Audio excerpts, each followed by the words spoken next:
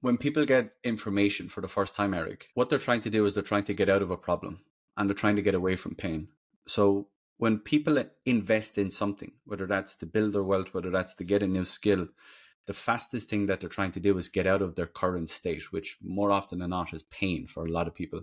When For you're sure. broke, when you're anxious, when you're overweight, when you're coming out of a loveless relationship, whatever it may be, what you're trying to do is you're trying to fix the biggest problem that you have, which is the pain in your heart or the pain in your life. Mhm. So the biggest thing that I need to do is I need to focus my people in on the needle mover. Hey, this is a quick shout out from one of our awesome sponsors. Check this out. Thank you to Tracy down at Tranquil Turtle Massage in downtown Coeur d'Alene. Look, my wife and I, we see Tracy and her team every single month for couples massage, and it is the best thing. Tracy is a master massage specialist and a Hanu Ashiatsu trainer. You need to reach out to Tracy and her team. Make sure that you tell them that I sent you, and you'll get $25 off your next massage. Also, while you're there, check out CDA Brows, Body, and Ink. Make sure to tell Tracy that I sent you, and you'll save $100 on your next tattoo brows and plasma tightening services.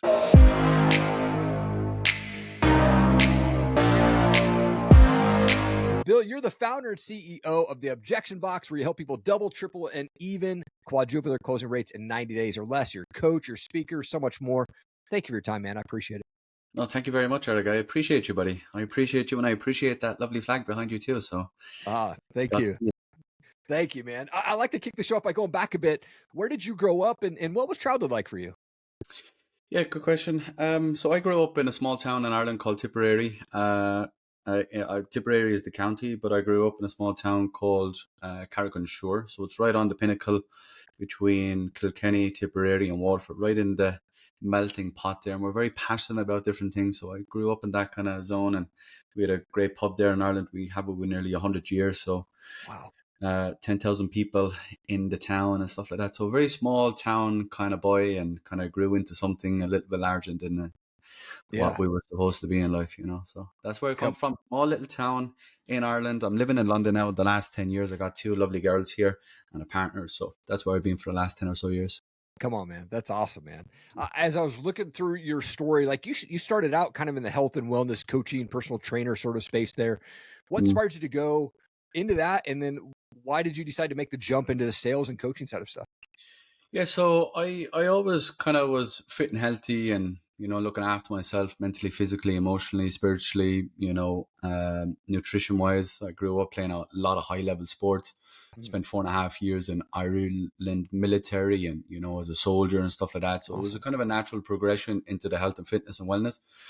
And I ran that for maybe 6.5 years. And then COVID came in and knocked all of us out of our sync, Erik, as you know, that big C word that came along and wrecked everyone's lives. So that's how I kind of fell into sales. But I've been in the self-development, building people up, you know, leading people since I've been a kid. You know, I've always been front in line, whether it's sports, you know, in the military, always leading, always pulling, and always dragging, always very physically fit. And, you know, the military for me was interesting because I was surrounded by people that told you what to do rather than showed you what to do. And it's not an incentive. So it was the wrong leadership for me. People would tell you to carry things up the hill when they physically couldn't do it themselves. And I never really had respect for people like that. So I had always issues with that type of stuff, especially in school as well. So my whole leadership philosophy is around you show and then people will follow, you know, and that's a big thing for me in life. So that's how I kind of transitioned out of fitness and sport and wellness into sales. I didn't want to do it. It was more of a case of needs must. I had a baby due in 6 weeks. Wow. When COVID kind of landed. And when you're getting ready, Erik, as you can imagine, for a baby, and COVID comes in and knocks all that out of sync, and you go from 6, 7, 8 grand a month to zilch. With a baby due in 6 weeks, it was panic stations. That's for sure.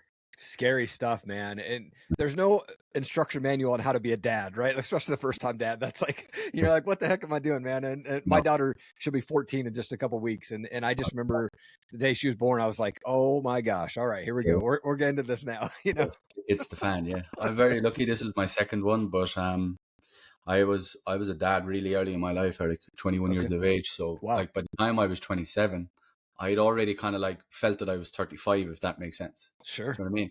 I've had a lot of experience in 31 years. I've gone through many different seasons in 31 years. You know, when most people meet me, they always say, and this is all, I always laugh at it. They say, there's no way you're 30. There's no way you're 31. It's always interesting. Well, I think a large amount of that really comes down to being a dad early in life. I had to grow up very, very soon, very quick. There was no room for BSing and, all the shit that young people do. Yep. Oh man. So true. So true. I wish that I could go back and change some things that I did in my early 20s. That's for sure, man. But I don't regret it. It's made me who I am today. For sure. As they say. It's all character building. Yes. Oh, absolutely, man. Absolutely. It's funny you mentioned the COVID. We're like out here in Idaho the whole time. We were like, what the hell is COVID? Like, we didn't deal with any of that stuff, but it was real funny. Neighboring states would be like flooding into our state, like going to all restaurants and bars because they were all open the whole time. Yeah, it was a wild couple of years, wasn't it? It was absolutely bonkers. It was insane, man. As I was looking through your YouTube channel, one of the things that caught my attention was a video that you have on there, how to overcome every single objection. And one of the things you talk about in that video, which I thought was really cool, was becoming a leader from the bottom up. Like, can you deep dive into that training, and how is becoming a leader from the bottom up? How does that work? Yeah. Look, for me, when I walked into sales very, very early, I realized that most sales calls were leading and ending with what? Objections. Yeah. And every sales training that was out there, everyone that wanted to educate people on sales training and coach and, develop sales methodologies, none of them actually poured into the biggest needle mover, which is like, can you actually overcome people? Can you actually get people out of their own way? Can you actually give them what's needed and wanted, to get out of their own fears, limitations, hesitations? Can you get them into a position where they believe in themselves? So when I kind of looked at sales and I looked at my own kind of performance, if I took out 10 calls on an average week, 9 out of those 10 calls would end in some element of an objection. Yeah. So I looked at this and look, maybe coming back to my military days, we were always taught to do the hardest thing first. If there's 300 pounds at the bottom of the mountain and we're told to put 300 pounds at the top of the mountain, logically what you would say is, well, when we have full energy, let's pick the heaviest things up first. When we're full of momentum and we're full of bravado, let's bring that to the top. And then once we come back down, it's the second and it's the third and so on and so forth. Yeah. And it was the same thing for me when it came to sales. I could have all of the great stuff that everyone wants to talk about, the tonality and the building rapport and pre-handling objections. But nobody actually wanted to talk about overcoming objections and actually isolating it and figuring out which type of objection it actually was.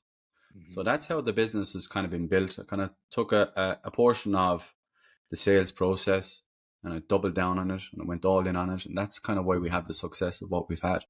Man. And you have so many testimonials that have come through with folks that have, done very well through your program. You've impacted a ton of lives with that. Out of curiosity, like on your entrepreneurial journey, what did you personally have to do to overcome some of the mental blocks that were holding you as you were getting into sales? Mental blocks are always there, Erik. I think they're always there at every different level. You have the imposter syndrome, you have the fear, you have the anxiety, you have the, am I good enough? Yeah. Then once you start making a good amount of money, now it's like you have to get out of the idea of holding on to it and protecting and, hesitant. And then you have to realize you can back yourself. You can go all in. You can reinvest. You can keep developing. You can keep leveling up. So there's a mental toughness part of everything. And I think, look, the biggest thing for me was understanding that this is all part and parcel of the journey. This is all part and parcel of the goal. When you make $1 million in 4 months, from literally start to 4 months into the business, it's kind of like too much, too fast, too soon. You're literally making up one step as you go along. And, as you grow as we grew over the last 18 months, you're trying to build the structures properly and you're trying to build everything effectively, so the mental strain is always there. Now in today's market, for me, when you have 10 people that work for you, that work with you every single day, fighting, your mental toughness has to come through that as well. And you have to kind of lead from the front as well, because they have anxiety, they're stressed, they're worried, they're everything as well on top of everything that we have as individuals. So yeah, it doesn't go away, unfortunately. It's Biggie said one thing one time, more money, more problems. Yeah, totally. That's always the same way in entrepreneur's journey. It's never going to go away. Yeah.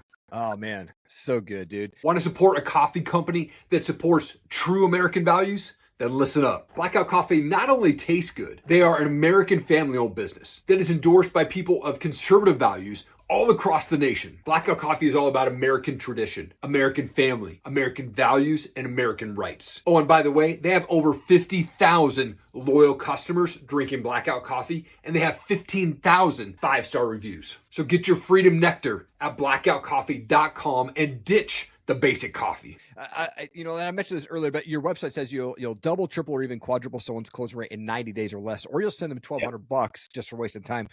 Correct. What's step one when people go to work with you? Yeah, step one for me is the biggest thing that I have to do is I have to not give everyone everything.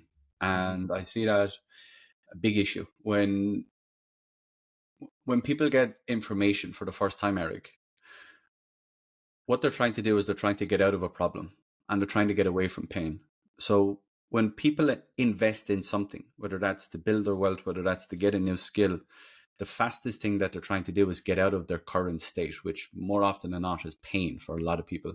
When you're broke, when you're anxious, when you're overweight, when you're coming out of a loveless relationship, whatever it may be, what you're trying to do is you're trying to fix the biggest problem that you have, which is the pain in your heart or the pain in your life. So the biggest thing that I need to do is I need to focus my people in on the needle mover. The first needle mover that we need to figure out is the top 5 objections. And I've broken it down to a think about it, partner, money, fear, and logistics. The first 2 are actually smoke screens. Money, fear, and logistics are the only objections that need to be overcome every single day for you to get to the level of income that you want. Once you understand those 5 objections, Erik, and I mean like literally to a fine-tooth comb, everything else after that becomes easy. Because if you know how to do the hardest thing in life first, everything after that is, less of a challenge. Like if I asked you, Erik, what's the hardest thing to do in an NFL game? In an NFL game, being a guy that doesn't watch football, I assume. Or any sport, Yeah, really. any sport. And most people would confuse that question. They would be like, well, hold on to the possession and, make sure that you have the best people in the best position. No, bring it down to the simplest form. The hardest thing to do in any sport is to put the ball in the back of the net. Right. Put the ball into the end zone, put the ball into the hoop, whatever it may be. Yeah. That's what you should focus on in your sales career. How can I put the ball in the back of the net? So my job is to show you how to put the ball in the back of the net to a place where now you can go back up the ladder and you can say, well, I want to hold on to possession here. I want to try this little trick over here. I want to run this way over here. But the end state and the end goal is always, can I put the ball in the back of the net? Can I build revenue for this company? And can I make commission and help a tremendous amount of people, which most salespeople want to forget. You have to help a tremendous amount of people to make a tremendous amount of money. That's how it works. Yeah, man. Yeah, it's always about, moving the needle. In baseball, that's my sport. I would say, it's getting the ball in the air, right? Like just get it off, man. Get it off the bat, man. I love that. Like it's the simplest form. When you go, you watch a pre-game of a baseball game, most of them want to talk about, well, this person took this angle to run at this angle and he was a 0.2 faster than the other guy. No, the simplest form is, can I hit this ball as far down that fucking green as I could possibly go, which allows me to run 3-4 bases. That's it. That's the simplest form. Right. Most people forget about it. That's the issue. Yeah. Oh man. So good. And it gets down to, so I coach my son's team and he's 10. And I remember last year, maybe it was the year before even, I coached the team first day of practice, said, all right, kids, who's got a cup on? And, one of the kids raised his hand and said, what's a cup on? I'm like, oh man, this is going to be a rough season. We're in for it right here. But it's so much fun to do that, man. When you work with folks though, when they come to you, like what's that biggest struggle that you hear like most common? And then what is it that they need to overcome that one struggle? The biggest struggle that most people have when they come to me is they're getting inundated with many different forms of how to do. And you and I both know, Erik, we're in the information stage in life and we're in the information kind of cycle, whether it's Facebook, Instagram, TikTok, YouTube, whatever it may be. You're just blasted all day, every day with how to. And the problem that I have is when you're blasted with 55 different ways to overcome something or do something, what you have is you have that analyst paralysis, as you know. Totally. The biggest thing for me is to shine the light and it's to hold people to the fire. Biggest thing on top of that, though, is the leadership frameworks that we work on. A lot of sales and a lot of the problems that we see in the world. And I know you're in Idaho, so you probably don't get to see an awful lot of this every day. But a lot of the problems that I see and a lot of the problems that are going on with the world is there's a lack of leadership. There's a lack of somebody telling someone, hey, I understand your point of view and I respect it, but this is what we're fucking doing. And this is why we're doing it. And this is what we're executing on. And I think a lot of people, are in that middle ground where we're accepting bullshit, fucking blue hair warriors and he, she, they, them, and all this kind of bullshit.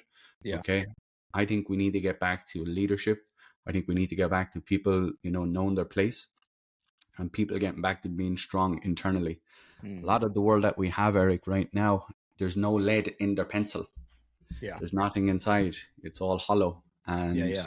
you can't lead people like that. You can't make sales like that. You can't help people out their own way if you're not solid inside. So big part for us is to build leaderships and Yeah. build leaders, in teams and everything else. So big portion of what we do every day. Huge, man. Huge. I'm a big fan of John Maxwell, big leadership guy. Love his books there. Is there a leadership book that you've read that just kind of was like, this book, man, this is the one that everyone needs to be reading? Yeah, it's a fantastic question. There's tremendous leaders all over the place if you look for them. I think there's some really, really big players in the US. Not so much books, but more people, I would say. Sure. So my big inspirations in life are Andy Frisella. Yeah. He was a massive, personality in the US, tremendous business. A man that you just mentioned earlier on, Ed Milet, another guy who's an absolute titan. You have David Goggins, who's another fantastic leader. Yeah. You have, who else? Patrick Bet-David, another great guy, so sure. those are my kind of people. I don't follow too many people. As you can probably hear, they're all quite similar. Sean Whelan, another good guy. They're all kind of into that narrowed kind of headspace. Jocko Willink is another good guy as well. So lots of that type of stuff. Those are my people, so those are my people. Their books, excellent books. David Goggins, his 2 good books are probably brilliant. The best book that I've ever probably read, Erik, was a book by Phil Knight. I'm looking at it right now, Shoe Dog. Oh, yeah. Shows you the journey of entrepreneurship. He spent 30 years nearly in the red and brought it to an IPO and made $50 million in a day. So that was one of the OMG books. Yeah. Such a good book, man. Such a good, I mean, there's a lot of people that do high ticket sales and I see this all the time. There's a lot of people that are coaching on that stuff. Like for you and your team, like how do you make your team stand out from everybody else that's trying to get into the high ticket sales environment? Yeah. Look, I think most people are harsh, to be very honest with you. And I can stand here and I can look at you square in the eye and I can tell you most people are harsh. Most people can't do what I do. Most people won't be able to produce what I produce. And to be very frank, most of them I've actually coached. So a big thing for us is we don't focus on people. We focus on the result. We focus on, the end product, and we focus on getting people where they want to go. Because at the end of the day, Erik, when you deliver at a consistent level, more often than not, people will start to tell your story. When you deliver and you actually back up what you say you're going to do for people, those people are the people that actually push your name. So when people talk shit and people want to, badmouth you, those people are the first people to jump in, and those are the first people to say, actually, you're wrong, because he allowed me to do this for my family. He allowed me to earn this type of money, and he allowed me to change my family's future because of A, B, and C. So a big thing for us is we focus on people, we focus on results, we focus on getting the job done. That's the reality for us. Yeah, man. Come on. And sales, I've been in sales for probably close to 20 years, in and out of, different positions and selling different things from tech to automobiles and, all that stuff there. It can be such this dance of kind of trying to balance like, yep, I want to continue to pursue the sale, or I need to back away, or, I need to pivot or walk away. Like, how do you balance that type of stuff when you're approaching sales? Yeah, it's all different. And I'll be very honest with you, where I've kind of made my name and money and kind of built my reputation is always in high ticket sales of B2C, so business to consumers, not a big B2B guy. There are different delicacies in terms of how and what and where and when. So a big thing for me is like with business to consumers, online products, whether you're selling for entrepreneurs, agency owners, people that are selling high ticket offers online in an informational package. A lot of the issues that we face aren't necessarily going to be like, oh, we need to push this through to the board. We need to go get sign off from this person, to this person, the C-suite, and X, Y, and Z. So we deal with a lot of individuals and small business owners. So there's 4 things that I tell all of my guys. And I'll tell you this, Erik. There's 4 things that I say that are going to happen on the end of a sales call if I'm on it. Yes, no, fuck you, hang up. That's it. Okay. Yeah. And the reality is, Erik, I've had a lot of life in 31 years, and I don't want to ask or talk about your age because most people get weird about it. But in your life, I can imagine, yes, no, fuck you, or getting hung up on isn't very bad in the levels and shit that you probably dealt with in your life. Once Yeah. I get that into people's head and I get people out of their own way and their anxiety about, offending people or, you know, feeling that you're going to give someone, a headache or you're going to hurt their feelings and X, Y, and Z. Yes, no, fuck you, hang up. That's it. That Yeah. ain't too bad in my life. So that's Come on. as far as we go until we get one of those. That's so true, man. I'm 44, and man, I've seen a lot of life. I've gotten all 4 of those many, many times, multiple times throughout my life, man. You didn't die, and they're not knocking on your door and they're not, taking food off your kid's table. Like, and that's what I say to people all the time. Like, at the end of the day, people get so much, they get so much anxiety around what happens. And like I say to people all the time, you get a yes, you get a no, you get a fuck you, or you get a hung up on. Like, no one knows where you live.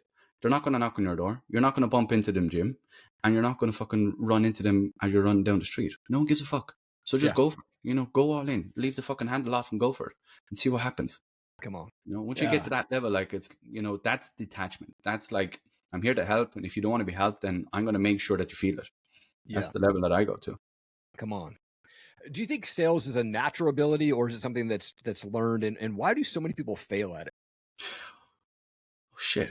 You are a very, very good host. I tell you that. Your questions are absolutely bang on the button. I think a lot of people fail because they haven't done the internal work. And I also, on the flip side of that, I see a lot of people walk into sales because they feel and think and they see that it's a soft touch. It's not a soft touch. It's one of the hardest, it's one of the hardest skills to overcome, and it's one of the hardest skills to deliver on in any market. If you think about, like, the top 10% make all the money in sales, everyone else is just barely baking by in every aspect, in every walk of life. So I think the best people that make it, I always look at people and I look at their personal skills rather than their sales skills first. So personal skills for me, I've always looked at people that have been in military, people that have played high level sports, people that have had a rough life, people that have, had success in other avenues of life. So, like, if you have a bachelor's degree, so I have a lady who comes from Middle Europe, and she's a professional pianist. Wow. So she has a degree in playing the piano. So she has played the piano for over 20 years in her life. Now, to me, if I take that amount of education, knowledge, training, and dedication and apply it to a skill set which is going to make 10x the income that she could make playing the piano, like, that's someone that you're always going to go to war with because she knows lots of different things. Even when you're sick, you got to turn up. Even when you're hormonal, you got to turn up. Even when you're having a bad day, you got to turn up. Even when you're having a great day, you got to turn up. Even when it's the weekend, you got to turn up. That's what I look for. People that have shown me a tremendous amount of, like, I've had shit in my life and I've kept going. Those are always the people that are going to make it in sales. Man, that's it's so true. I mean, just the quick backstory myself. Like, I mean, I grew up in the broken home. I had to fight my mom's boyfriend when I was 13, right? Like, I was in jail at 18. I was bankrupt at 21. I battled addictions, man. And, 19 years sober now. My wife and I have been married for 19 years. We're breaking the chains of abuse, addiction, rejection, and divorce in our family line, man. We're changing the legacy, man. And I think, that past, like, once people get past and once they realize that our past and people's opinions of us don't define our future, man, that's when we can step into that and start making an impact, right? Correct. The other side of that, though, Erik, the flip side of people that won't make it in sales are people that are looking to make a quick buck, people that don't have communication skills, people that have spent their teenage years online, people that haven't, physically, mentally, emotionally, built themselves. So people that don't go to the gym, don't look after themselves physically, don't look after their nutrition, don't read, don't write, don't self-develop. All of those people are going to get crushed in sales, literally crushed. I could literally name all of those people will get crushed under 6 months. Huge, man, right there. That is so true, man. I like I said, 44, trying to stay fit, man. I'm doing 101 push-ups every day this year. Started working out last May, man, and started getting shredded, getting rid of that dad bod that I had acquired over the years, man. And it's just a mental push, man. And there's days, like you said, where sometimes you don't feel like doing the thing that you need to do, but you just got to keep pushing yourself and you just do it anyways, right? No, but also for you, Erik, like, you've built up fortitude in other avenues of your life. And it's not necessarily like you gain all that just because you're physically fit. Like, you're mentally fit, you're emotionally fit, you're spiritually fit. You've seen shit in your life that most people would crumble under. Yeah. So, like, that will always help you keep moving and keep pushing in life, And I see a lot of people that don't have any life experience. You know, I've had a guy that come to us and, you know, like take this with as much respect as you want it to be, Sure. but he's 36 years of age. And the first question he asked me was, I know you're going to help me with the sales, but can you also help me with, you know, actually being able to speak to people? This is a guy, and I dug deeper under that, and I said, so can I ask, like, where's that coming from? And he says, well, my job is that I'm a janitor, so I work when everyone else is asleep. Mm. And I kept going down through the life, and I kept going down through it. A recluse, bullied in school, played all his games online, had all his communications in text, you know, nothing in person to person. Yeah. I'm very fortunate, Erik, like from as far back as I can remember, we've had a pub in Ireland where you have to dialogue, you have to create conversation, you have to be able to move the needle and keep the wheel moving forward, you know, and all of that great stuff has helped me in life. You know, I'm 31 years of age now. I look back over the last 31 years of my life, and everything has helped and pushed and drove and, you know, delivered what you get to see here today. That's it, you know, and it's not stopping. It's like an 8 of the journey. You know, you're always developing, you're always pushing on. So those are the people that are always going to struggle in sales, in my opinion. But all the other side of it, those are always the people that are going to be really, really solid, you know, because they can keep going and keep going. Come on, man. That's awesome, dude. This has been so much fun, dude. I love to finish the show with a fun question. I'm a big music guy, so I love to ask the question, like, what kind of music do you listen to, or is our favorite band of yours? Do you know what? I'm actually in American country music at the moment for some reason. I heard a man called Chris Stapleton there about I know you know who that man is. About 4 weeks ago, and the song was Tennessee Whiskey, and I've been listening to all of his stuff on blast for the last 4 weeks. So that's been really, really good. I'm in the car a couple of times a week for an hour either side, and he's just on repeat over and over and over. There's something about his smoothness, his calmness, his delivery of the words, and his tone. They're just, I don't know, just makes me drift a little bit. So that's what I'm on. That's the vibe I'm on at the moment. Country, Western music, American style. Come on. Oh, that's good, dude. That's good. It was funny. I used to be just a straight metalhead, Korn, Rob Zombie, you know, all back in the days, and hate the world. Yeah. And then I worked for Universal Records for a year back in my early 20s, and they're like, you actually have to listen to other types of music. So I had to listen to, you know, country and hip hop and all that stuff. And now I'm like all over the place. You know, I'm up country one day or emo one day, right? You know, I go through phases of it. You know, I'm at a country western, country kind of, you know, deep south at the moment, and I'll go back to Drake, and then I'll go to the 80s, and then I'll go to Adele, and so it all depends. Like it depends on what kind of zone I'm in at the moment. Come on, man. So good, dude. Bill, I thank you so much for taking time out of your day, man. I love what you're doing. You're impacting so many lives through what you're doing. And man, you're an absolute world changer. Thank you for your time, man. I appreciate it. Thank you very much, Erik. I appreciate you, buddy. Hey, if you've ever thought about starting a podcast but unsure where to go, you need to go check out erikallenmedia.com. Click on the resources tab there.